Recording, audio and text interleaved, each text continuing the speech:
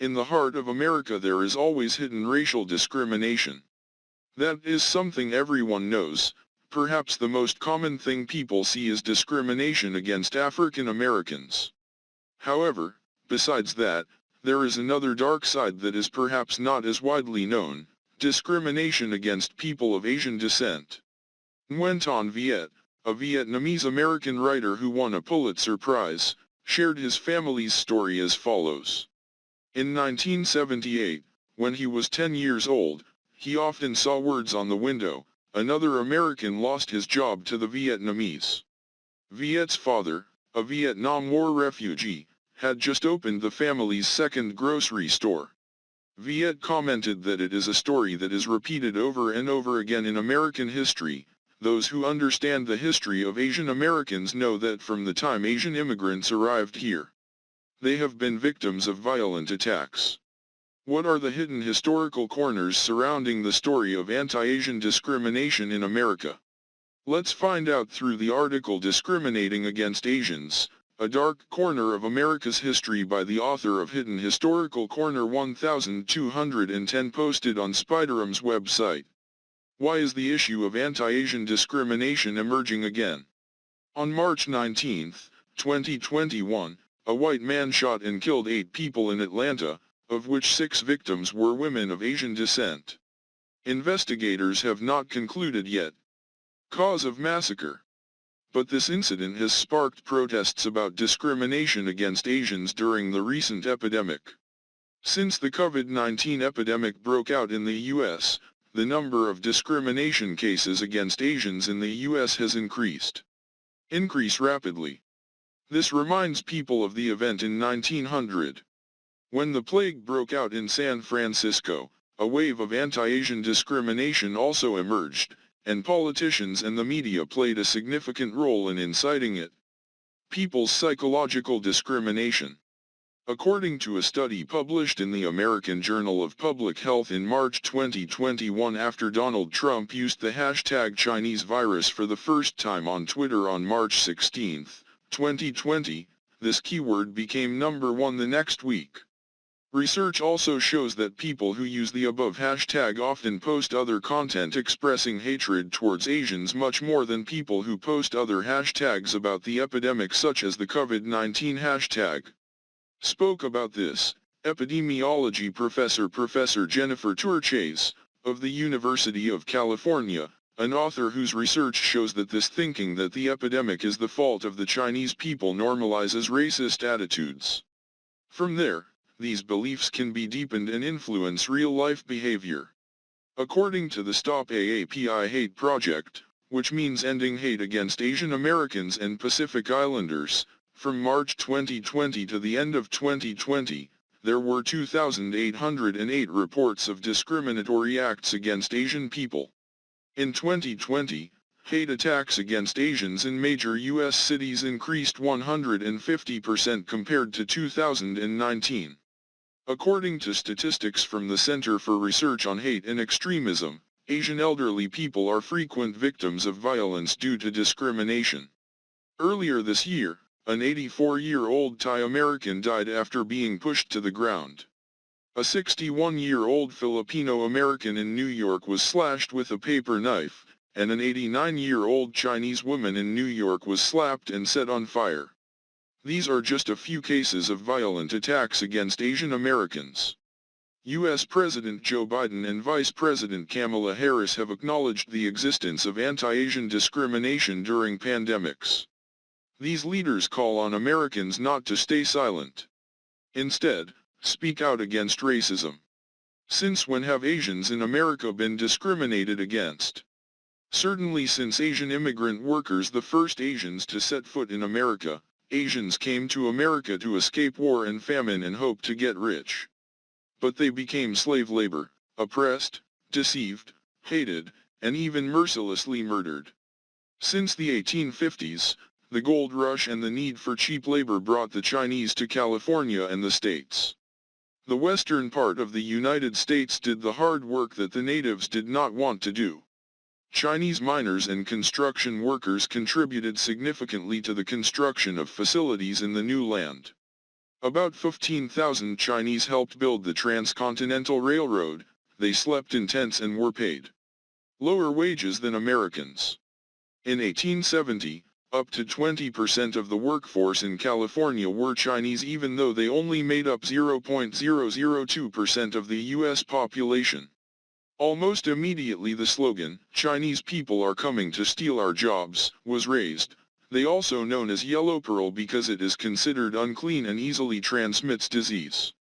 Describe these migrant workers. Dennis Carney, who founded the California Workers' Party, writes, "These cheap laborers are everywhere. They wear few clothes and all cheap clothes. They eat rice from China, 20 people crammed into a room less than 10 square meters. They are despicable people, often beaten, easy to obey. Ban is mean, contemptuous and submissive." In 1854, the Supreme Court ruled that Asians could not testify against whites in court, a ruling that opened the way for brutal attacks and discrimination against whites. People of Asian descent. After the death of a white man in Chinatown in 1871, white and Hispanic Americans waged a brutal revenge. At least 17 Chinese men and boys were killed. Their bodies were hung up all over the street. None of the perpetrators were punished. The economic crisis that followed fanned the flames of discrimination against those who were seen as stealing American jobs.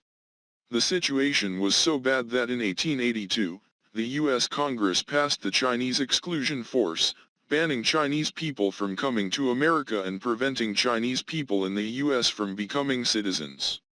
It was not until 1943, when the U.S. government ordered the internment of people of Japanese descent, that the law banning Chinese people was repealed. However, white radicals campaigned to abolish this law not because they loved the Chinese but to support an alliance against Japan and the fascist Axis. In 1900 the bubonic plague broke out in San Francisco. Most likely it originated from an Australian merchant ship, but the first victim was a Chinese person and the whole community was blamed. One night, the entire Chinatown was surrounded by police, prohibiting residents except white people from entering or exiting. Chinese people also have their homes arbitrarily searched and their belongings destroyed by the police. After the law banning Chinese immigration, a large number of Japanese workers along with a small number of Koreans and Indians came to the U.S. to replace low-wage labor positions. The anti-Japanese wave arose again. In 1907, the United States signed a treaty with Japan to limit Japanese immigration. The laborers from India could not escape the locals. Call the wave of Indians to America the Hindu invasion or the tidal turban, the type of scarf worn by Indian Sikhs. In 1917, the U.S. Congress passed an Immigration Act that banned all immigration from designated areas in Asia and the Pacific Islands. By 1924, the U.S. Congress continued to pass a law tightening immigration regulations based on quotas allocated according to the ratio of national origin to the total population, except for the Philippines, which is a U.S. territory. All immigrants from China, Japan, Korea, and India are not allowed to come to the U.S., they do not have the right to become citizens. If already in America were forbidden to marry white people and own land. With other sources of cheap labor cut off, thousands of Filipinos flocked to the western states of the U.S. to replace them to do heavy manual jobs, but they were not left alone. The economic crisis of 1929 sparked an extreme xenophobic movement against Filipino workers. Afterwards, the U.S. Congress passed the Philippine Independence Act in 1935, granting independence to the Philippines while limiting the number of immigrants. Immigration from this country is down to only 50 people a year. It was not until 1952 that the United States ended laws banning Asian immigration and allowing people of Asian descent to become naturalized citizens. However, racist regulations imposed immigrant quotas based on the proportion of existing population origins. Still exists. So in the half-century from 1882 to 1935, the first three waves of immigration from Asia to America were blocked. Those who were already present were not allowed to become American citizens. It was not until 1965 that it could be said that the U.S. government abolished the idea that America was a white country when it passed a new immigration and naturalization law. This law abolished the racial immigration quota system. Instead, an immigration system facilitates family reunification and attracts highly skilled workers to the United States. One of the events often mentioned to illustrate the history of discrimination that people of Asian descent face is the fact that Japanese people in America were forced into concentration camps during World War II in 1941 after the Japanese attack. In the United States at Pearl Harbor, President Franklin Roosevelt signed Executive Order 9066 to imprison thousands of Japanese Americans in concentration camps on suspicion of spying for the enemy. No spies were found. People of Japanese descent returned from concentration camps to find their property destroyed or confiscated. In addition, Vietnamese people in the U.S. are also familiar victims of discrimination. After the end of the Vietnam War in 1975, many Vietnamese people came to America as refugees. When the Vietnamese community grew, the slogan of Vietnamese stealing jobs from Americans resurfaced. In 1979, after brawls broke out between Vietnamese and white people in Texas, Vietnamese shrimp boats were burned. A factory where many people worked became a bomb target. In 1981, the racist Ku Klux Klan declared war to destroy the Vietnamese people. Does America correct its mistakes here? It can be said that yes, America gradually acknowledged its history of anti-Asian racism. Immigration laws based on race and origin were repealed. In 1988, President Ronald Reagan publicly apologized and paid compensation of $20,000 per person to survivors of Japanese origin after concentration camps during World War II. Dark Court High canceled the ruling allowing the establishment of these concentration camps in 2018. State of California apologizes to Japanese Americans in early 2020. In 2011, the U.S. Senate officially apologized for the Chinese exclusion law. The House of Representatives did the same thing in 2012. However, this part of history is rarely taught in schools, said Adrienne de Leon, assistant professor of cultural and ethnic studies at the University of Southern California. The problem is people who say this racism can't happen in America. The rest, the communities that suffer from discrimination, know it exists. This deliberate encouragement of historical ignorance is fertile ground for nativism, racism, and violence to flourish. Why does the issue of racism against Asians receive little attention? There are three reasons. Asians are a minority group in the U.S., much smaller in number than blacks. In the 2019 U.S. population structure, black people account for 13.4% while Asian people account for 5.9%.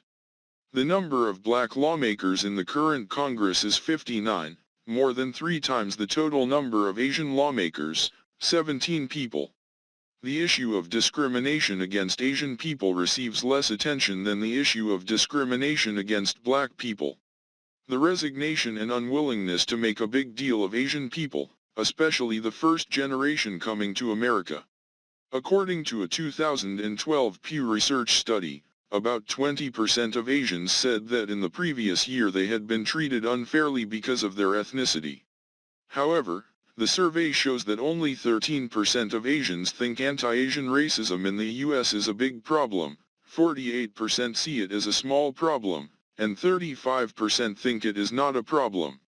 Asian older adults rarely report experiences of discrimination. Asians are stereotyped as a model minority, a group of self-reliant people who have achieved educational and economic success without government assistance. According to writer Nguyen Thanh Viet, many people do not realize that Asians are a very diverse group. There are many poor Asians, many Asians living in vulnerable economic conditions and vulnerable to racial violence. According to Robert Chang, law professor at Seattle University. In fact, the model minority was a phrase coined in response to the Black rights movement of the 1960s. During this time, white scholars began praising Asians are an ethnic group that succeeds by working hard, obeying the law, and taking responsibility without having to claim benefits or depend on government subsidies. This achieves two purposes. One is to prevent black people from demanding rights and social justice. When placing a minority group that has also been discriminated against on the podium of success through personal efforts without complaining, criticizing the institution or demanding more benefits, the question behind is, why don't you do it? That's good. Second, this avoids the government having to pay attention to Asian issues and prevents these minority groups from joining together in the campaign for anti-racist justice. For the past 50 years, the false notion of the model minority has been embedded in the American consciousness. Depicting Asian Americans as successful allows the public, government officials, and the judiciary to ignore or marginalize the current needs of Asian Americans.